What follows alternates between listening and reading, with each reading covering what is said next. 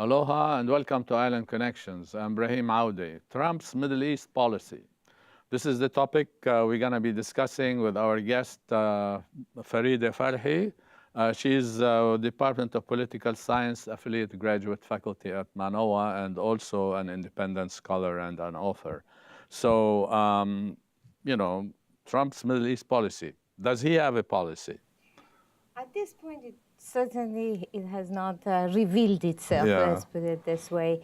There is a pattern that can be detected in the sense that there is an increased reliance on militarism, in the sense that in areas of conflict, whether we are talking about U.S. support for the Saudi incursion into Yemen, invasion of Yemen, or Iraq, as well as Syria itself, we see an increased military activity on the part of United States, both in terms of aerial attacks that have gone wrong in a couple of places in Yemen, as well as Mosul, but also in terms of a number of troops on the ground, actually, in Syria itself. The way it looks is that as of now, in relationship to the Middle East, the Trump administration or Trump himself has decided to mostly leave the decision-making process about what to do tactically with the military. There was, the military was complaining that the Obama administration was too intrusive in the activities of Pentagon. Presumably the language that was used was that Obama was extremely deliberate to the fault, and that process has been reversed. Pentagon seems to be in charge in terms of whatever decision that is making. And that has also created a dynamic allowing Trump himself to suggest whenever something goes wrong to sort of put the blame on the military. Like, for example, when in Yemen, a Navy SEAL was lost, he essentially said they lost him. Essentially, the military lost him. But as far as broader strategy in relationship to the Middle East, there is nothing in the evidence. And we can see it in the past few days clearly with conflicting positions taken by different members of Trump's foreign policy team. Secretary of State Tillerson a few days ago essentially said that is not interested. United States is no longer interested in removing Assad. The UN Ambassador Haley took a different position. Today we see everybody coming into sync essentially in terms of after what has happened in relationship to the chemical attacks in Syria, with everybody essentially taking a harsh stance against the Assad regime. But it's not at all clear what that harsh stance, calling what has happened barbarism against humanity, whatever, what exactly that means in terms of U.S. foreign policy. And if you remember, Trump was famously said during the campaign that it was a stupid idea to tell people what he was going to do in foreign policy. So he has that coverage essentially saying, I'm not going to tell you what I'm going to do, but for those who are watching, it's not at all clear if whether he has absolutely any idea what to do in relationship. Because, for example, in relationship to Syria, to what happened in Syria today, yesterday and today, United States options are essentially similar to what Obama's options were, whether or not the United States is willing to escalate militarily in the face of the Russian commitment to Syria and Assad's regime. Yeah. So you think, like, several questions from what you were talking about. One is, do you think that the Pentagon is determining, Middle East policy at this Well, point? not policy. Tactically, You you cannot call it policy because For example, there was another story yesterday reported that one of the leaders of the Sunni tribe in Iraq had come to Washington, trying to figure out what Washington is planning to do, presumably after Mosul has been liberated or taken over from ISIS. And he's been in Washington for 10 days and has not been able to meet anybody. Yeah. So when I'm saying the pattern is militarization in the sense that Pentagon is being given more leeway in its military decisions about where to bomb, rules of engagement have been loosened, obviously with the results that civilian casualties have increased, and they have been given the opportunity and privilege of not revealing what they are doing. Therefore, we really exactly do not know what their tactics are. All we know is that when things go wrong, that they are doing things that are more intense than before.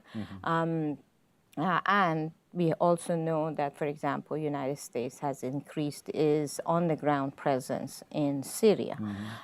So we know those kind of things, but in terms of overall framework on any of the issues that are involved in the Middle East, the Yemen conflict, whether or not, United States is giving more support to the Saudis, in effect, to appease the Saudis and make them feel comfortable about their very, very brutal invasion of Yemen.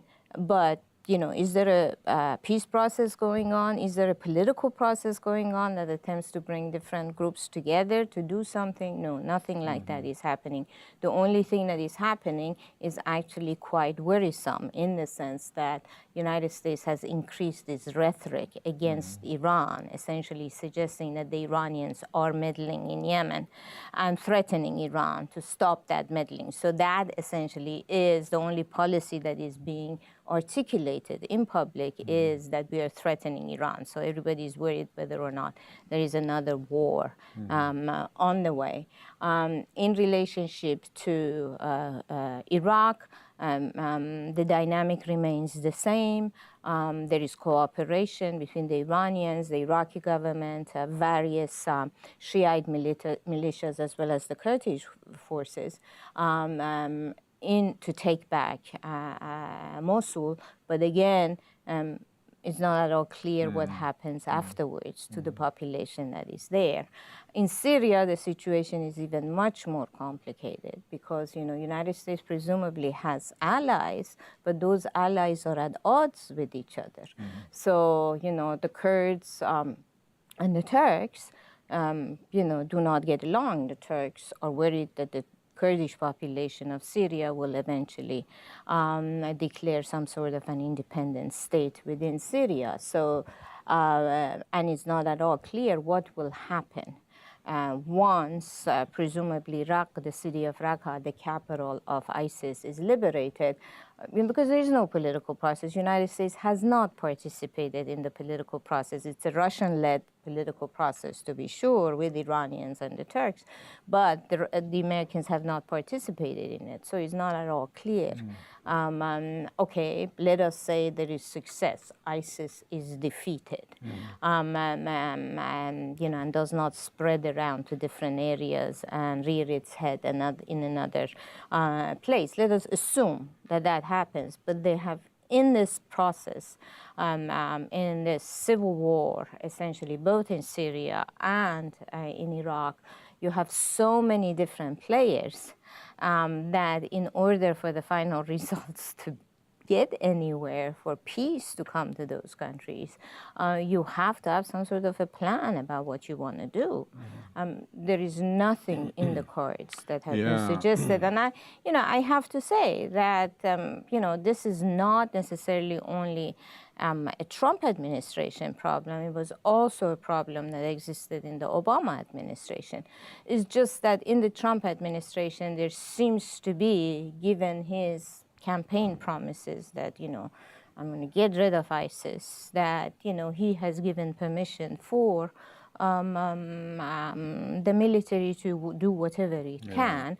But the other side of the dynamic, which is political, nothing is happening on that side. Yeah. But there are like imperatives for U.S. policy, regardless of who is in the White House, which is like what are strategic American interests as defined by, I don't know who you see, but here where the policy thing comes into play. Yeah. And the other thing in terms of if the military is, or the Pentagon is doing tactical strikes here, there, and everywhere, but regarding what policy are they, you know, so Absolutely, that's here it. then there's like, you are suggesting there's confusion if there's no policy or... Yeah, confusion and also, you know, changing positions, okay? So, for example, in regards to Saudi invasion of Yemen, we are talking about a situation where it's not going anywhere.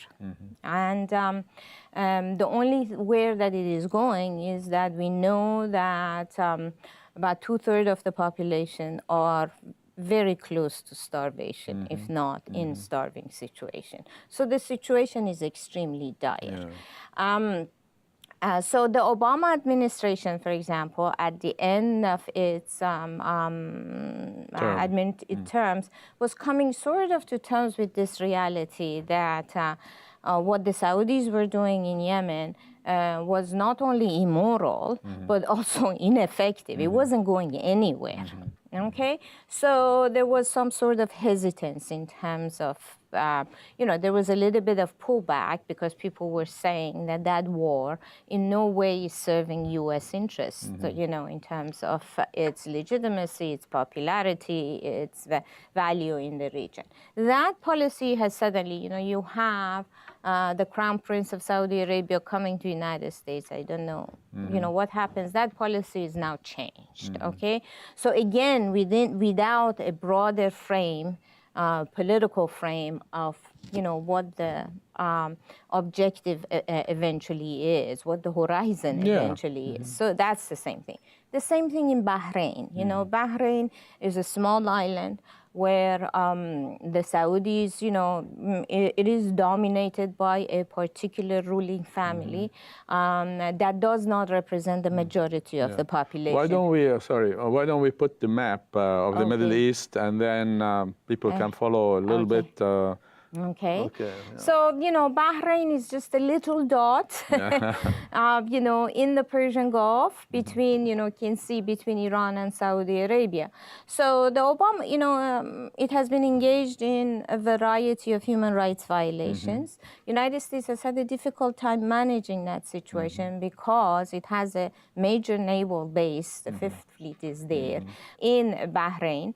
And so because of these violations and arrests and so on, it had refused to sell F-16s to Bahrain. The Trump administration has now reversed that, essentially making the argument, I don't know how F-16 will help Bahrain, but essentially the argument that is being given is that because Iran is an expansionist hegemonic state, United States must, you know, sell all this armament to these very small Persian Gulf countries, as well as Saudi Arabia. So all of these, you know, moves essentially increase the potential of conflict, a larger conflict between the United States and Iran.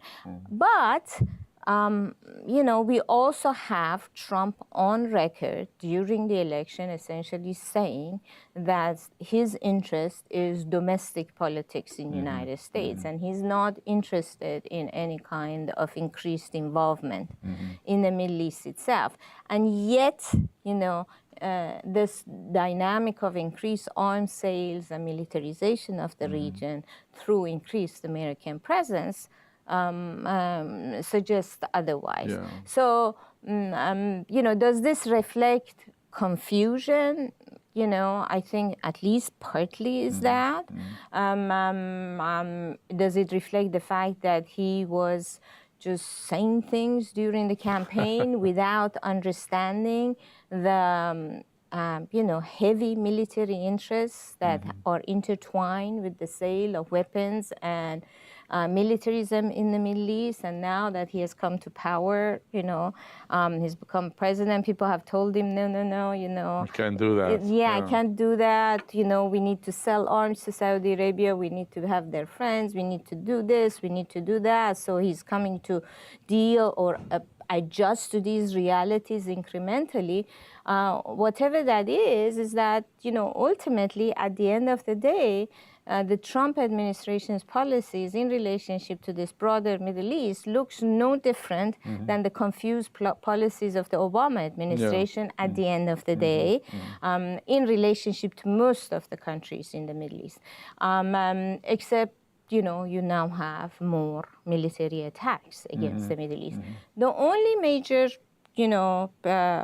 difference that one can see, at least rhetorically, not in practice, has been in relationship to Iran and the nuclear agreement that would not have been possible without Obama and Secretary of State John Kerry, that led to a major agreement between the United States and Iran, ultimately limiting Iran's nuclear program. Now, again, Trump during the campaign said that was a stupid agreement. It was a very bad deal, that he was going to tear it as soon as, he becomes president, or negotiate a better deal, which the Iranians said, no way. But he's changed his tune on that one as well. So hasn't done anything in that regard because the European countries have come and said this was not an agreement that was only with the United States. There were other Europeans involved, the Russians were involved, the Chinese were involved. So the rhetoric against Iran has escalated. However, in terms of actual policy, we haven't seen anything. So everything is in flux at this particular moment. Yeah, but the other thing is that, here you have the U.S. having had the initiative in the Middle East, let's say from right after the Arab uprising, because it contained all of them, Tunisia, Egypt, and so forth. And then, by 2013, the Russians come in, into play in a big way. And by 2015, September 30th, 2015, they come direct military presence with the agreement between them and the Syrian state that they are invited to come and help and so forth. And that's the thing. So their legitimate presence in the Syrian theater gave them a lot of clout because they had successes against Daesh and all of that, which otherwise known as ISIS or ISIL. But Daesh is the Arabic acronym for that. And so Daesh gets defeated. Al-Nusra, which is Al-Qaeda in Syria, gets defeated in multiple places. And then you have the initiative that the U.S. had created and developed through proxies like Saudi Arabia, Qatar, Turkey, and so forth, when Turkey sends all kinds of troops, all these terrorists into Syria and so on. Then all of a sudden you find that because of military activity of the Russians in Syria, plus other Syrian allies there, including Iranians, you find that that gave the Russians more diplomatic and political clout, and then they took the initiative. So the Americans didn't have that initiative that they started with because, they were, dealing with the Saudis, et cetera, who were financing the terrorists and supporting them.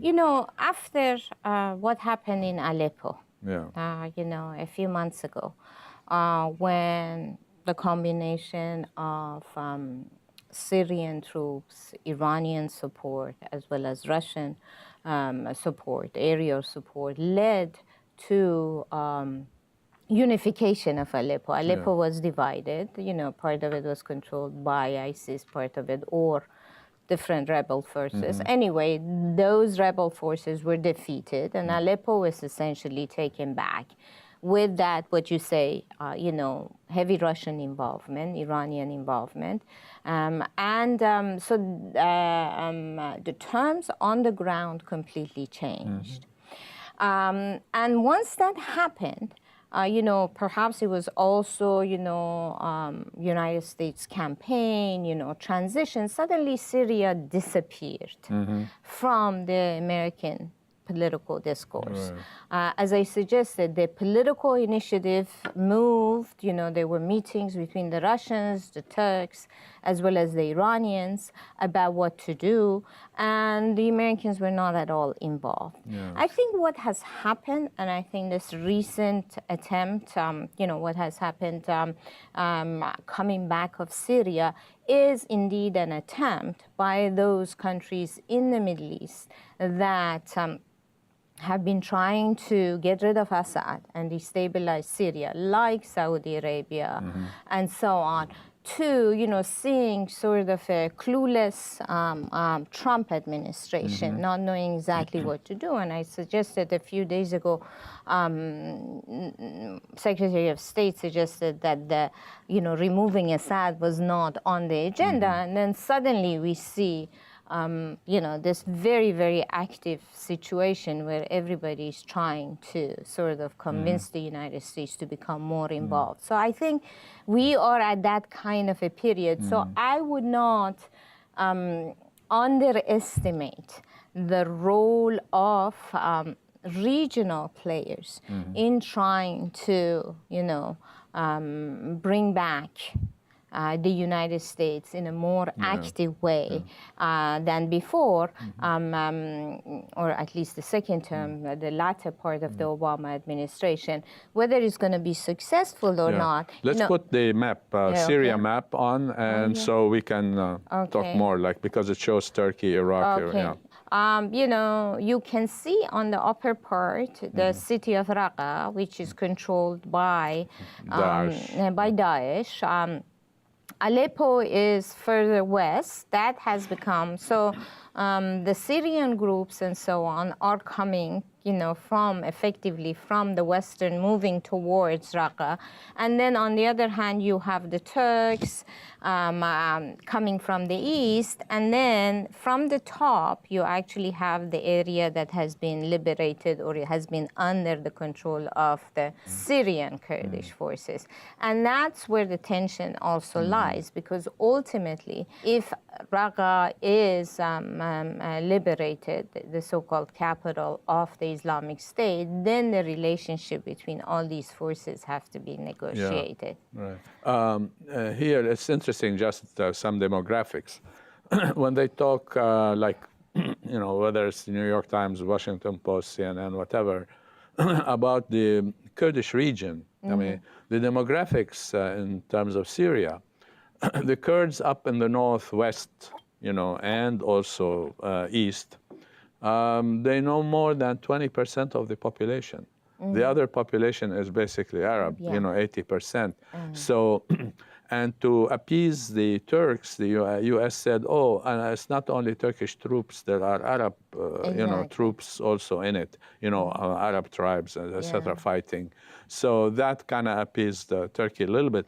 But the fact of the matter, you cannot have, for instance, a Kurdish region there, autonomous, if only 20% of the population is Kurdish. What about the other guys? You see, so this is a problem. But the other thing I see in terms of the U.S.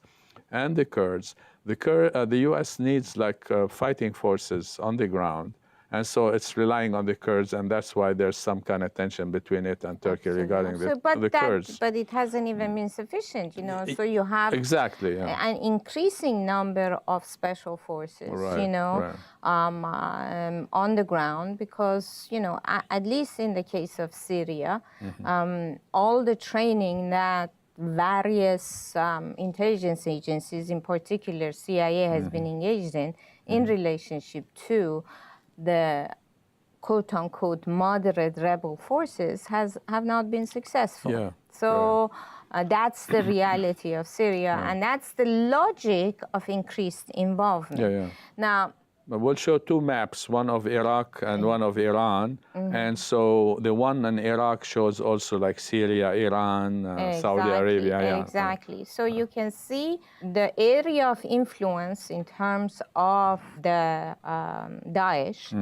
the Islamic State, sort of extends from the upper western part of Iraq, you know, city of Mosul, and then goes all the way into Syria.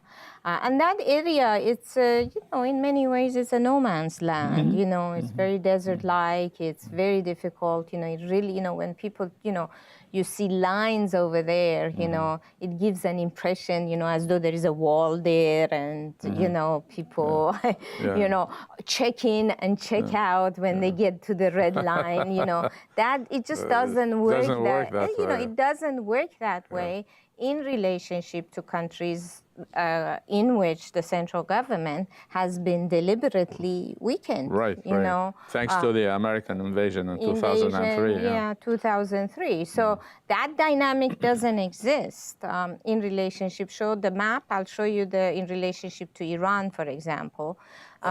See that dynamic. Iran has a very large border with Iraq, but very, you know, thousands of miles. But because Iran has a central government that is very strong and has not been destabilized, attempts have been made to destabilize it, but it hasn't worked, despite the fact that Daesh has consistently threatened that they will do something to Iran, they have not been able to do so. They have been prevented from, just last week, Daesh came up with a video threatening Iran, you know, and one of the reasons it was threatening Iran was because it was treated its Jewish population very well.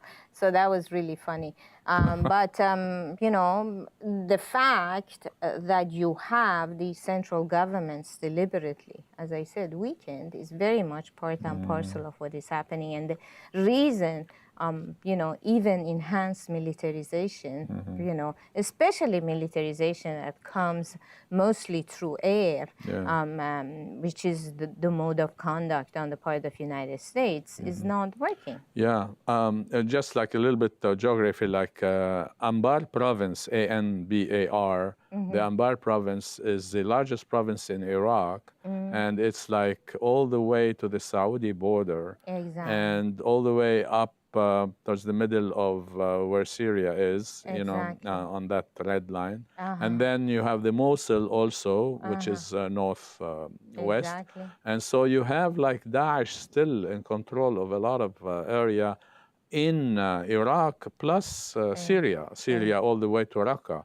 So you have like the popular mobilization forces of Iraq cut off, you know, the routes where Daesh can move back and forth from Syria to Iraq and also to Mosul, etc. And that's sort of, so that's a good thing. No, but that's where you get to all the ambivalence about U.S. foreign policy.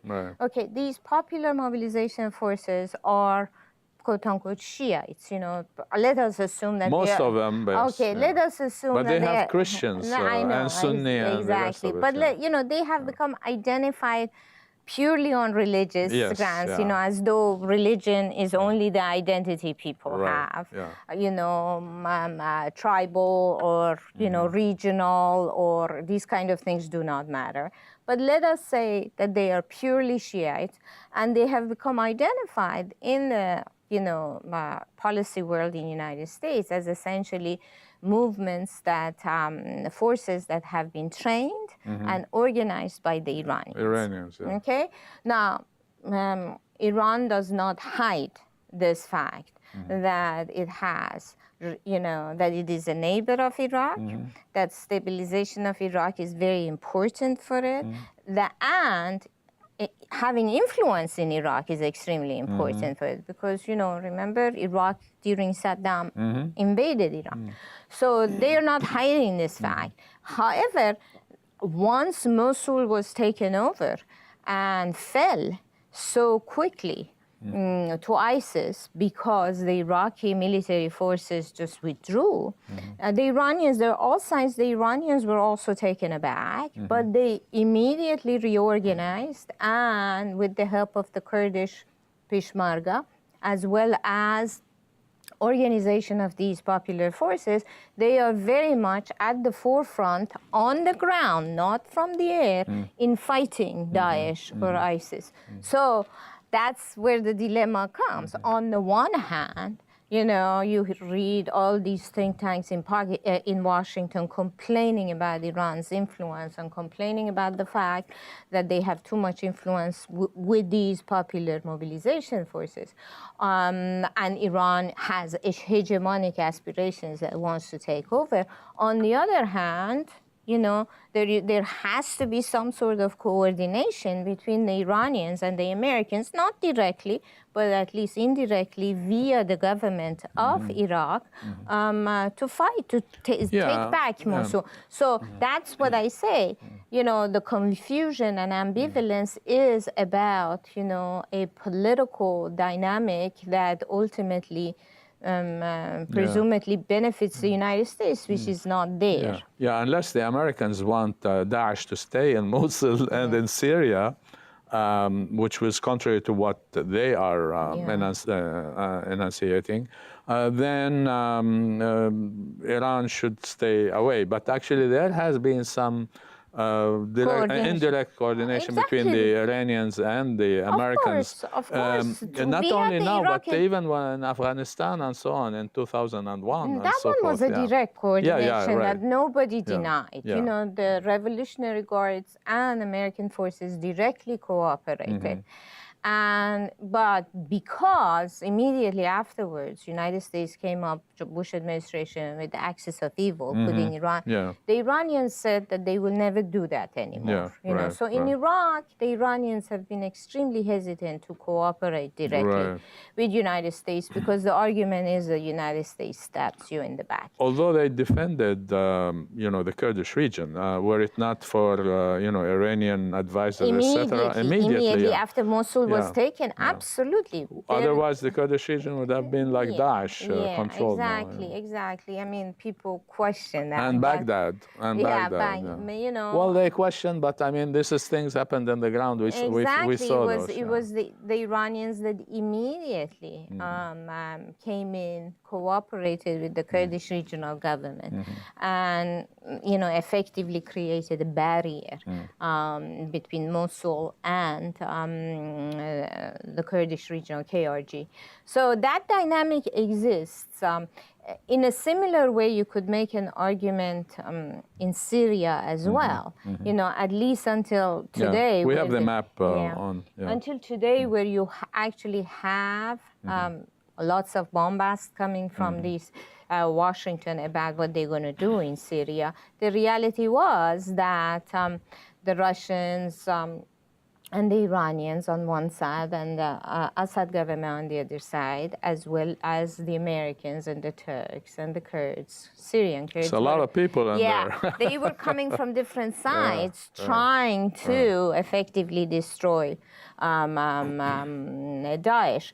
I don't know whether with all the bombast that is coming out of Washington, there's going to be a change of policy at this particular moment. What I do know is that whether United States decides to further its involvement in Syria in the direction of either destroying Daesh or destroying the Assad regime, it has absolutely no solution or no strategy about what's going to happen afterwards. Afterwards, it has, you know, and you know, it just simply, one cannot buy the argument that we know what we want to do, but we are not going to tell because it's a, you know, if we tell, then everybody knows what our strategy is and it's not going to work. It's just absolutely no strategy involved here.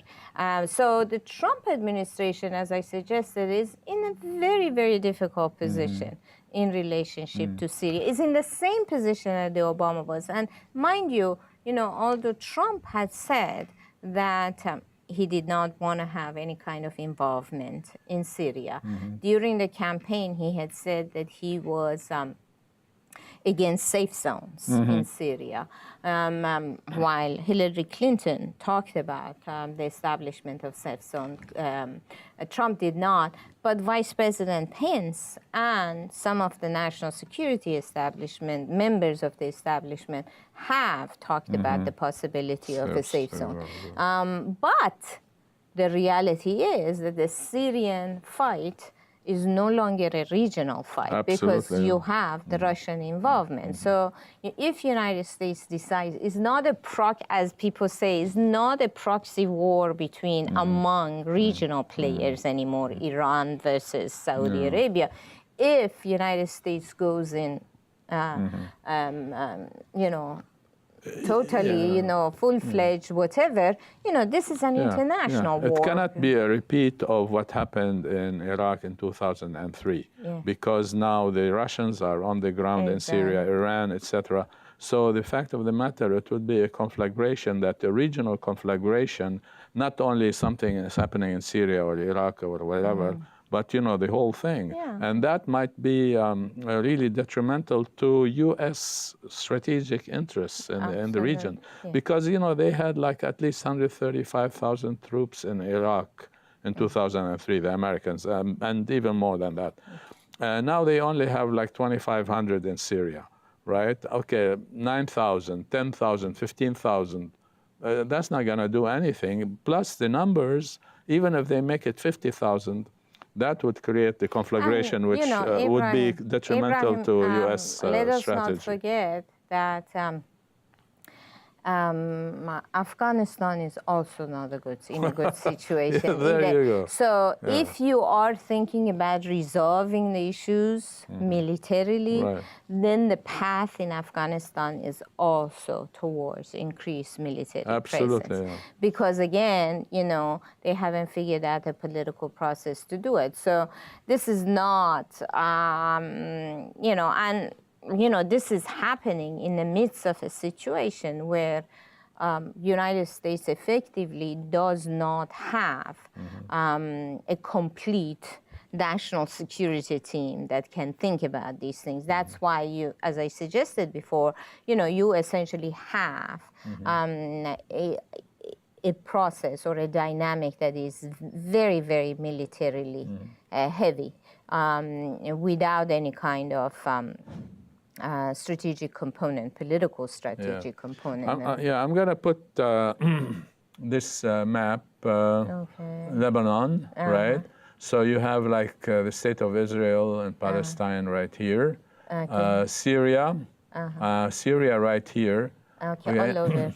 All over. It's all over, you know, because by the way, like most of Lebanon, aside from the mountain, was part of Syria, and in 1920 the French carved out the rest of this area from Syria and created the state of Greater Lebanon in 1920.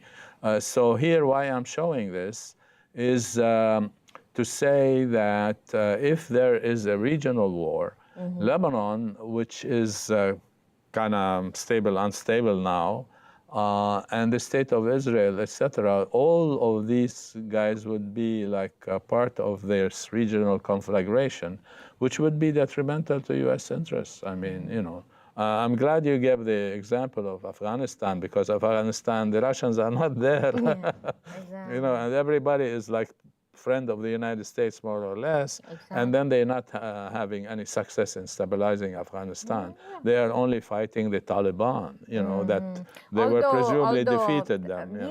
But although presumably Daesh is also increasing its presence in Afghanistan as well. So, you know, Daesh is all over the place, including Lebanon, by the way. You know, the Lebanese army fighting Daesh right here. You know, okay.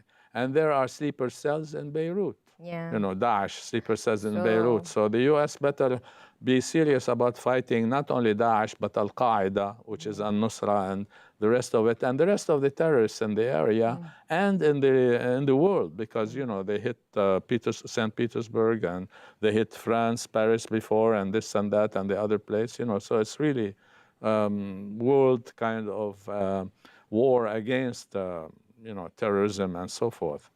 Anyway, so I just wanted to say that and show this map to show like a conflagration of the region would bring in a lot of people, including, by the way, Egypt, You see. Yeah, and Egypt is in a very interesting position Yeah. because Egypt, on the one hand, is very much relying on the Saudi economic help, but on the other hand, is very uncomfortable with destabilization of a military government in Syria. Right. So it has taken a very ambivalent position in relationship to Syria and has not been willing to jump into the bandwagon of Syrian destabilization. So it's and it is in this very, very complicated and fluid dynamic that you have the entry of a very, very inexperienced administration in Washington. Yes.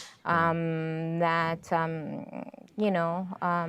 has no idea what it's doing. Yeah, and the other thing about the administration, like within the administration, they are not like moving all in unison, because of And the point is that, as I was trying to suggest before, at least in the case of Obama administration, you had one person at the top, Obama. That didn't help him ultimately, but ultimately was someone who was very deliberate, and essentially all these conflicted positions, he was the one that was making the decision. I mean, he said that he actually said that he was very proud of his decision to go against the establishment and not become more involved in Syria and resolve the chemical weapons issue through negotiations with the Russians. So now when that deliberate decision maker is not there, then the vested interests that are involved, as I said, are essentially towards, either arms sales or increase military involvement without any kind of, because that's what inertia does in a situation where you already have established interest, economic as well as political interest. So that's what is happening right now. So United States willy-nilly, without any kind of decision making, is becoming more and more involved in the Middle East, militarily, in terms of both armaments as well as human beings.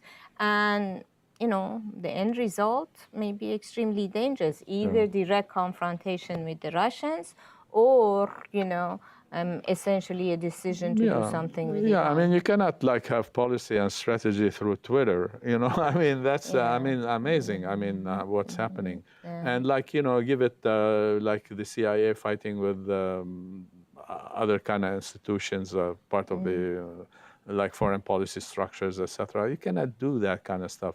And then also we haven't talked about China. I mean, China is there in a significant way, although it hasn't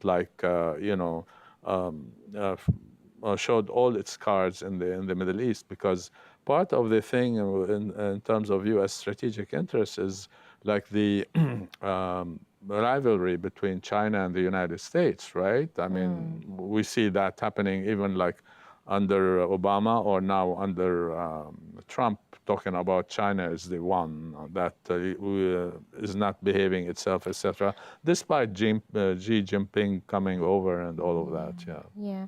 In the Middle East itself, the Chinese have been happy to sort of, at least on political terms, to play a supportive role to what the Russians are doing in the Middle East, rather than becoming directly involved. The Trump administration has toyed with this idea, and there are think tanks that talk about this possibility. Okay, let's try to do something to separate Russia from China. Russia from China, because as you say, China is now deemed by many people as the main global competitor. So Russia being sort of not the main one and essentially the weakest. So the kind of strategy that they have thought about is, okay, let's try to separate these two and bring Russia to our side, which of course the domestic fights that are going on in the United States will sort of prevent that. A similar kind of argument among the, pundits is, okay, let's separate Russia and Iran from each other and, convince the Russians to go against the Iranians in Syria. But Rouhani was in Russia before. I mean, what, a week ago, exactly, 2 but weeks ago or something? these kind of discussions are devoid or completely separated from the political context of the relationships that these countries has. It conceives,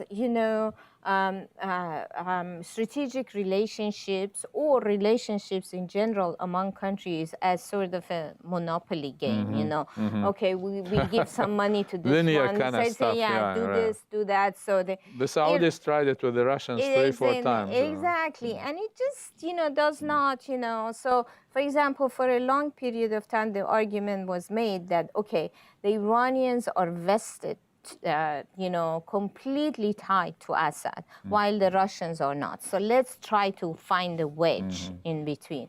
And you're sitting there and saying, first of all, the Iranians are not totally vested to any person. They are not that stupid. And second of all, the Russians are also the same way vested to Assad because there is no alternative. So they will, So when you have discussions that are completely devoid of understanding of the context, then it's very easy to write, a policy paper that says, okay, let's separate Russia Devoid from from China. reality. Devoid from reality. Let's separate Iran from, and then everything will work for United States interests. And let us make very clear, in this context, none of these people say exactly what United States interest is in the region anymore, because that discussion has been closed for a very long period of time. I mean, there used to be a time when people talked about the fact that, for example, oil was United States' vital interest in the region. Well, United States is the largest producer of oil. It's not as dependent on Middle Eastern oil as before. So the question of whether or not United States, that elevation from a critical interest or just a mere strategic interest to vital interest that occurred during the Carter administration, whether or not it still applies or not, that hasn't happened because people simply, have become so involved in trying to figure out, depending on, the interest of various regional players, who United States enemy really is, that nobody is engaged in a full-fledged discussion about, concrete interests that the United States has in the area and will have in the next 20, 30 years and so on. That re-evaluation has not happened at all. Yeah. Yeah, so this is a problem. And then, even though the U.S. is the largest, it has sufficient domestic output or production of oil and gas and all of that.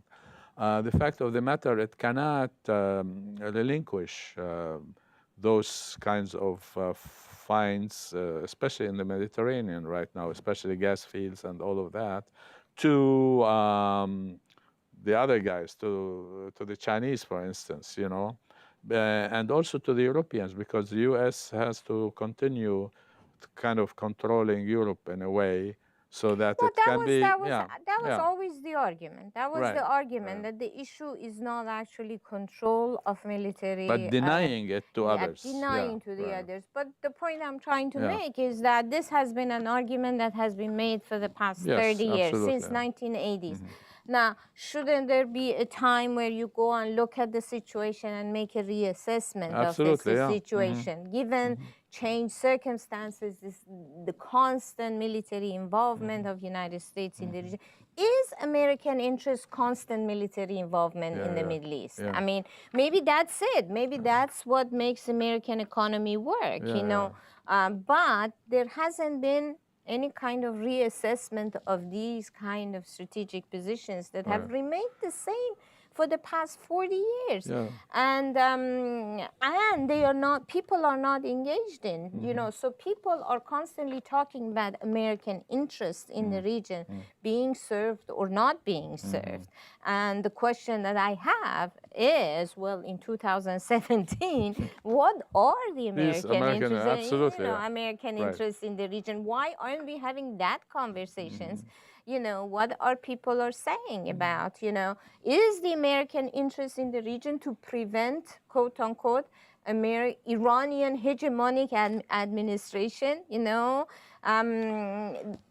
or is it, you know, to have that kind of a, you know, how does Saudi Arabia serve the relationship? And Yeah, so absolutely. Yeah, this is this is the thing. I mean, in terms of U.S. interest, I'm talking about like global domination or control of the you know, global economy, and also military strategy, because you know, all these thousands of U.S. bases and installation all over the world. But the interesting thing to me is that Iran is right there as part of the Middle East, right?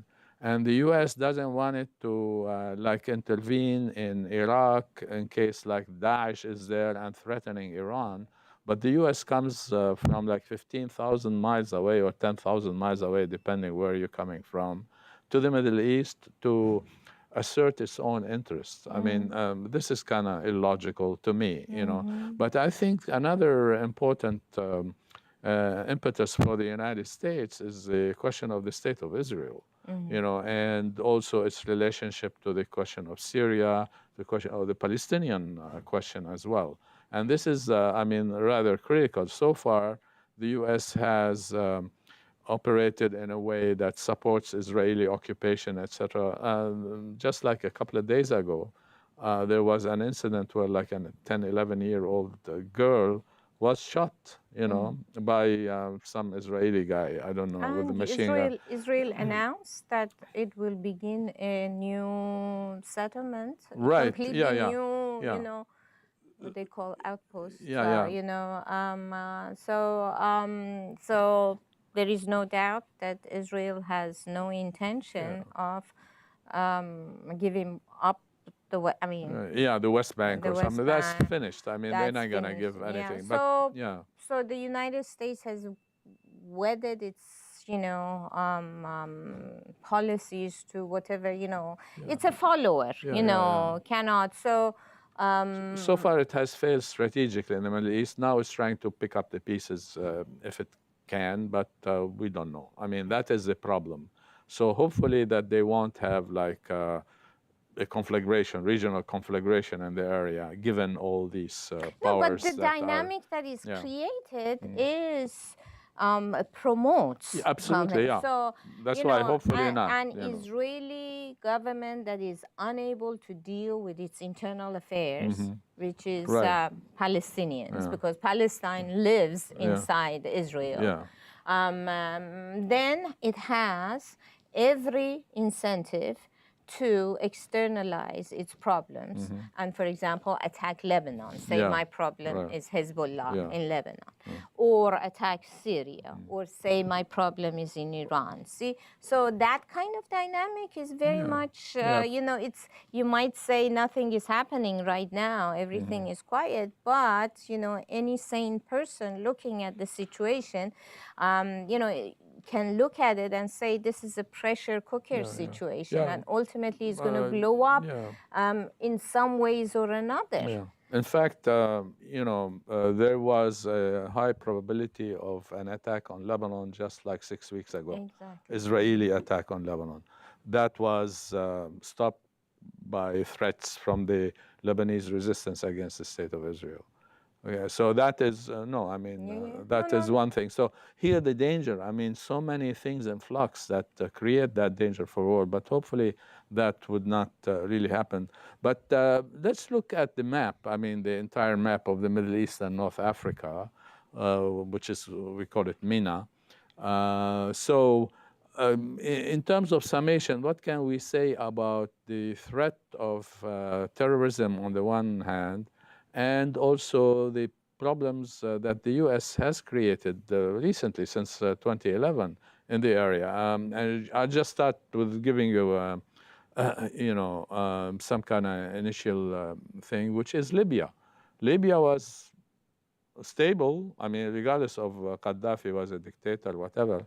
And then the U.S., leads an attack on Libya, and now we know what Libya is. It's a big mess, that is threatening all kinds of places like Algeria, Tunisia, and Tunisia doesn't need anybody to threaten look at it. where Libya is, right. Mediterranean. So, Italy is right next Right, door. yeah. So, people wondering about where the refugees are coming from. And, suddenly you hear 200 people just drowned, on the way somewhere. Gaddafi was stopping, in a way. I mean, not the flood, but at least holding some of the flood of immigrants from sub-Saharan Africa all the way to Europe, Italy, and the rest of it. Yeah. So now that has been lost. Algeria is under threat because of Mali and other places in sub-Saharan Africa. And so Egypt also, I mean, it's also important to understand that a lot of the difficulties that these countries, both in MENA as well as the Middle East, are suffering from, also has to do with tremendous environmental change and desertification. So lack of water, many of these countries, including, Saudi Arabia, Iraq, Syria, all the sub-Saharan, the Saharan countries, essentially, parts of Egypt, you have serious, not only environment has been abused, which it has been through, lots of terrible engineering, like major dams and so on and water, but also, essentially there has been a 20-year drought in that area, which contributed, by the way, for example, Syrian problem. Just to give you an example, in the case of Iran, what Saddam Hussein did with the marshes. Yeah, he dried them out. He dried them out in southern Iraq. The Iranians, on the other hand, also abused their marshes by creating, ill-advised dams. So now major cities in the southern part of Iran are in are constantly facing dust storms. I mean, literally, people come out of their homes on certain days and they cannot see anything, on top of the fact that they cannot breathe, And this is essentially, and that has become aggravated by this 20-year drought. Now, like California, that 20-year drought has suddenly been followed by major storms, rain. So again, all the southern parts of Iran are suffering from floods because the earth is so dry.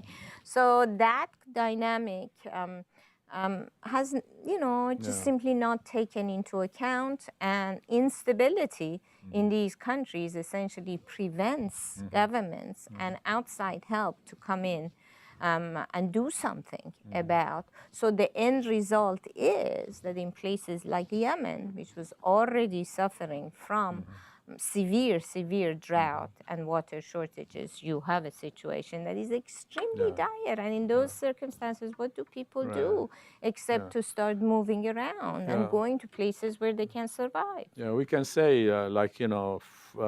U.S. policy in the Middle East with Obama and from Bush all the way to Obama. To now Trump has failed so far, and the danger of war is present. But war is not the answer to these kinds of problems, whether drought, climate change, or they can exacerbate. Sanctions, for that matter. Sanctions against Iran, Russia, and the rest. Remember the Iraqi dynamics, in terms of targeted safe zones, civilians. It destroyed the infrastructure during the Clinton. It specifically attacked the infrastructure. So it destroyed the what the governments. Nobody is saying that the governments were great, but when you have aerial bombing coming in and attacking infrastructure, you're destabilizing the country and also limiting the ability or destroying the ability of the government, even if it had the willingness to improve the situation, to do anything about it. So basically, we're out of time, and thank you very much for all this information. Very valuable, and hopefully the map has clarified certain Okay. things on the maps. And so thank you, and mahalo nui loa, and see you next month. Aloha.